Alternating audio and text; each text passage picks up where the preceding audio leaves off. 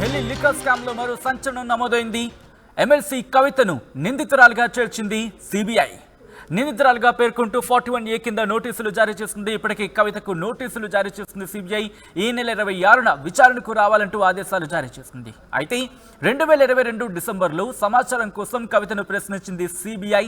అప్రూవర్గా మారారు కవిత Delhi personal secretary Ashok Kumar Kaushik.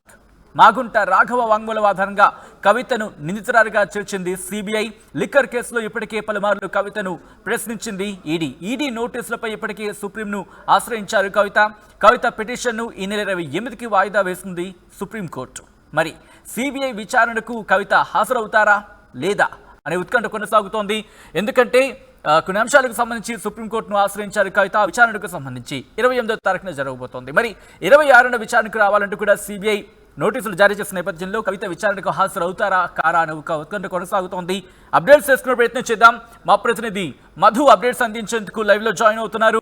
Madhu, 28న సుప్రీంకోర్టుకు సంబంధించి పిటిషన్, సుప్రీంకోర్టులో ఈ పిటిషన్ 28వ తారీఖు కవిత పిటిషన్ ఆ రోజు చర్చకు వచ్చే అవకాశం ఉంది కాబట్టి 26న సిబిఐ రావాలంటోంది. సో వెళ్ళే అవకాశం కనిపిస్తుందా కవిత, లేకపోతే వేరే ఆల్టర్నేటివ్స్ అయినా ప్లాన్ చేస్తున్నారా? ఎగ్జాక్ట్లీ ఆ పార్టీకి సంబంధించినటువంటి ముఖ్య నాయకులు కేసీఆర్, తర్వాత కేటీఆర్, హరీష్ రావుతో ఆమె దీనికి సంబంధించి చర్చ చేసినట్టుగా తెలుస్తా ఉంది. లీగల్ ఒపీనియన్ కూడా తీసుకునే ప్రయత్నం చేస్తా ఉన్నారు. ఎందుకంటే గతంలో 2 సార్లు సిబిఐ ఇదే అంశంలో కవితను విచారించడం జరిగింది.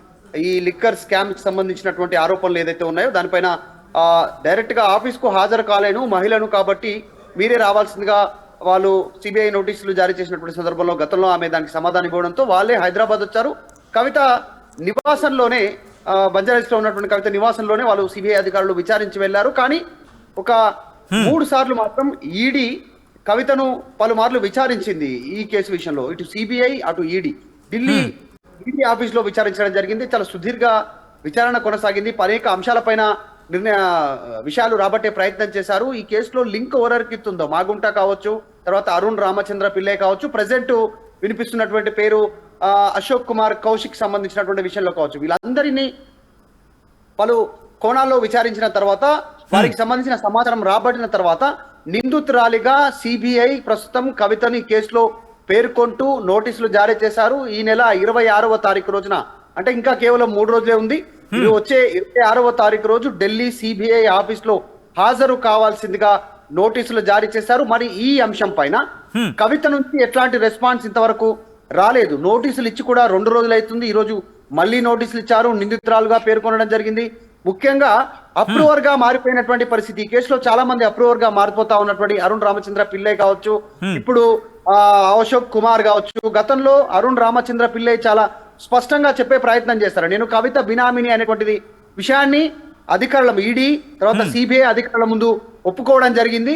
సో ఈ కేసులో డెవలప్మెంట్ జరుగుతూ ఉన్నాయి. అన్నిటికంటే ముఖ్యంగా వచ్చే పార్లమెంట్ ఎన్నికలకు ముందు జరుగుతున్నటువంటి పొలిటికల్ డెవలప్మెంట్స్ చాలా పెద్ద సంచలనంగా మారే అవకాశం ఉంది. మేబీ ఎమ్మెల్సీ కవిత అరెస్ట్ అయ్యే అవకాశం ఉంది. సిబిఐ అదుపులోకి తీసుకునే పరిస్థితులు కూడా ఉన్నాయి అనేటువంటిది పొలిటికల్ సర్కిల్స్ లో ఊహాగానాలు అప్పుడే మొదలయ్యాయి. ఇదే కేసుకు సంబంధించి ఆల్రెడీ అరవింద్ కేజ్రీవాల్, ఢిల్లీ ముఖ్యమంత్రి, ఆప్ ముఖ్యమంత్రి, ఆయనకు నోటీసులు అందుతున్నాయి. ఇప్పటికీ ఈడీ 7 సార్లు నోటీసులు అందించింది. త్వరలోనే అరవింద్ కేజ్రీవాల్ కూడా అరెస్ట్ అయ్యేటువంటి సిచ్యువేషన్ ఉంది అనేటువంటిది వార్తలు వినిపిస్తా ఉన్నాయి. తెలంగాణలో ఎమ్మెల్సీ కవిత మాజీ ముఖ్యమంత్రి కేసీఆర్ కూతురు కాబట్టి అత్యంత ప్రాధాన్యత సంతరించుకుంది ఈ కేసు విషయంలో. సో త్వరలోనే కవిత అరెస్టు కానున్నారు, జైలుకు వెళ్లనున్నారు అనేటువంటి వార్త పొలిటికల్ సర్కిల్స్ లో సంచలనంగా మారింది. దీనికి సంబంధించి వార్త ఎక్కువగా చర్చకు తావిస్తా ఉన్నటువంటి పరిస్థితి. కానీ కవిత ఇంతవరకు రెస్పాండ్ కాలేదు. కవిత ఏ నిర్ణయం తీసుకోనున్నారు అనేటువంటిది, ఒకటి ఈడీకి సంబంధించి ఎన్ఫోర్స్మెంట్ డిపార్ట్మెంట్ సంబంధించిన డైరెక్టరేట్ సంబంధించినటువంటి విషయంలో కవిత సుప్రీంకోర్టును తలుపును తట్టారు. సుప్రీంకోర్టులో తదుపరి విచారణ వచ్చేంత వరకు నన్ను ఎట్టి పరిస్థితుల్లో కూడా విచారించొద్దు, ఏ ప్లాట్ఫామ్ పైన కూడా పిలవద్దు, ఈ కేసును అలాగే పాజ్ లో ఉంచాలి అనేటువంటి విధంగా ఆమె సుప్రీంకోర్టు తలుపు తట్టారు. దానికి సుప్రీంకోర్టులో ప్రస్తుతం దాని విచారణ కొనసాగుతుంది. కానీ ఈడీని పక్కన పెడితే సిబిఐ ఎంట్రీ కావడం, సిబిఐ నిందితురాలుగా చేర్చడం, ఇవన్నీ చూస్తుంటే కేసులో డెవలప్మెంట్స్ చాలా వేగంగా ముందుకు వెళ్లే పరిస్థితులు ఇప్పుడు ఆసన్నమైనట్టుగా కనిపిస్తా ఉంది. ఎగ్జాక్ట్ గా మనం మాట్లాడుకుంటే కనుక 26 అంటే సోమవారం, రేపు ఎల్లుండి కూడా చూసుకుంటే. ఎందుకంటే శనివారం ఆదివారం ఉన్న పరిస్థితి, అంటే 2 రోజులు 24, 25 కూడా శని ఆదివారాలు. సో సోమవారం 26 అంటే ఇక్కడ కోర్టుని అప్రోచ్ అయ్యే అవకాశాలు, లీగల్గా వెళ్ళే అవకాశాలు ఎంతవరకు ఉన్నాయని అనుకోవచ్చు. దీనికి సంబంధించి ఎందుకంటే లీగల్గా మూవ్ అవ్వాలంటే కనుక ఈ రోజు యాక్షన్ ఆఫ్ ప్లాన్లోకి వెళితే రేపు ఎల్లుండి లేకపోతే మండేకి సంబంధించి పూర్తి స్థాయిలో క్లారిటీ రావచ్చు. ఏంటి కవిత ప్లాన్ ఏంటి?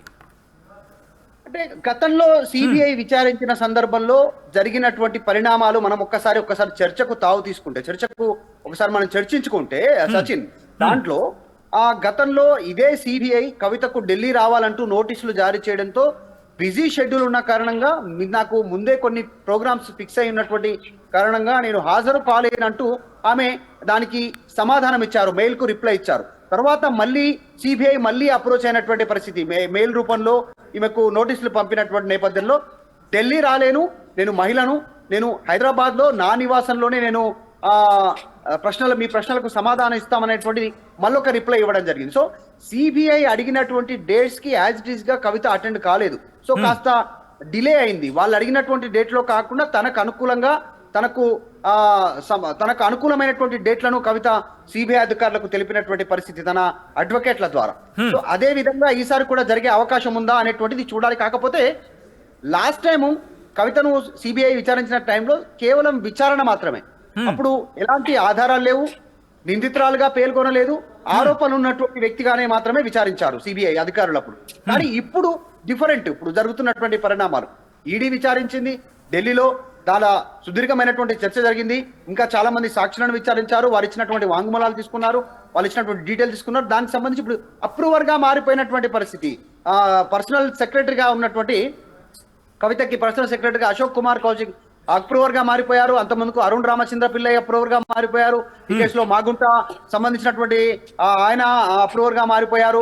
ఇంకా కొద్దిమంది ఢిల్లీలో సౌత్ సంబంధించినటువంటి గ్రూప్ నుంచి కొద్దిమంది, అయితే నార్త్ గ్రూప్ నుంచి కొంతమంది అప్రూవర్ గా మారిపోయారు. ఇవందరి వాంగ్మూలాలు తీసుకున్న తర్వాత, సుదీర్ఘ విచారణ తర్వాత, ఆధారాలు సేకరించిన తర్వాతనే కవిత అలాగే 41A కింద నోటీసులు ఇచ్చిన పరిస్థితి కనిపిస్తోంది. కాబట్టి గతంలో ఎవరికైనా 41A నోటీసులు ఇచ్చి అరెస్ట్ వరకు వెళ్ళిన పరిస్థితి, ఎందుకంటే దాదాపు చాలా మందిని అరెస్ట్ చేసిన పరిస్థితి ఈ కేసుకు సంబంధించి. సో ఇక్కడ 41A నోటీసులు కవితకి ఇవ్వడం ఎలా చూడొచ్చు?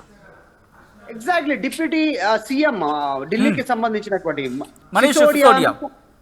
మనీష్ సిసోడియాను 41A కింద నోటీసులు ఇచ్చిన తర్వాత అరెస్ట్ చేసి డైరెక్ట్ గా తిహార్ జైలుకు పంపించినటువంటి సందర్భం ఉంది ఆల్రెడీ. సో ఈ అంశం పైనే ఆందోళన చెందుతున్నట్టుగా తెలుస్తా ఉంది.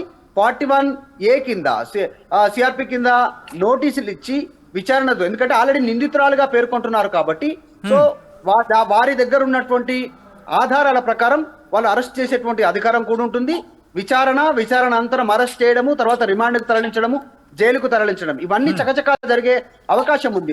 రిమాండ్కి తరలించిన తర్వాత మళ్ళీ కస్టడీలోకి తీసుకొని కస్టడీలో కూడా విచారించే అవకాశం ఉంటుంది మరింత లోతుగా కేసుకు సంబంధించి. సో ఏం జరుగుతుంది ఈ కేసులో అనేటువంటిది పొలిటికల్ సర్కిల్స్ లో దీనికి సంబంధించి అయితే రకరకాల ఊహాగానాలు అప్పుడే ప్రారంభమయ్యాయి. త్వరలోనే ఎమ్మెల్సీ కవిత అరెస్టు కానున్నారు అనేటువంటి వార్త అయితే వైరల్ అవుతా ఉంది.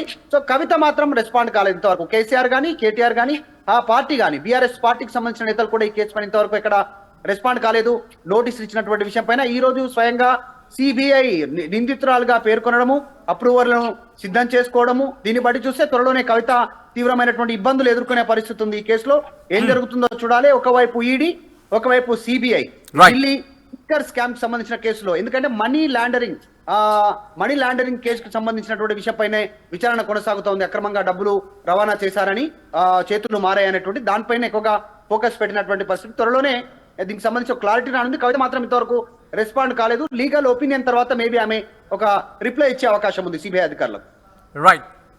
Right Madhu, thanks for update. So మొత్తంగా అయితే మాత్రం ఢిల్లీ లిక్కర్ స్కామ్ లో మరో సంచలనం నమోదైందా అంటే అవుననే సమాధానం వినిపిస్తోంది. ఎమ్మెల్సీ కవితను నిందితురాలుగా చేర్చింది సిబిఐ. నిందితురాలుగా పేర్కొంటూ 41A కింద నోటీసులు జారీ చేసింది. ఈ నెల 26న విచారణకు రావాలని ఆదేశాలు జారీ చేసింది. 2022 డిసెంబర్లో సమాచారం కోసం కవితను ప్రశ్నించింది సిబిఐ. అప్రూవర్గా మారారు కవిత ఢిల్లీ పర్సనల్ సెక్రటరీ అశోక్ కుమార్ కౌశిక్. అయితే మాగుంట రాఘవ వాంగ్మూలం ఆధారంగా కవితను నిందితురాలుగా చేర్చింది సిబిఐ. లిక్కర్ కేసులో ఇప్పటికే పలుమార్లు కవితను ప్రశ్నించింది ఈడీ నోటీసులపై ఇప్పటికే సుప్రీంను ఆశ్రయించారు కవిత పిటిషన్ను ఈ నెల 28కి వాయిదా వేస్తుంది సుప్రీం. మరి సిబిఐ విచారణకు కవిత హాజరవుతారా లేదా అనే దానిపై ఉత్కంఠ నెలకొంది.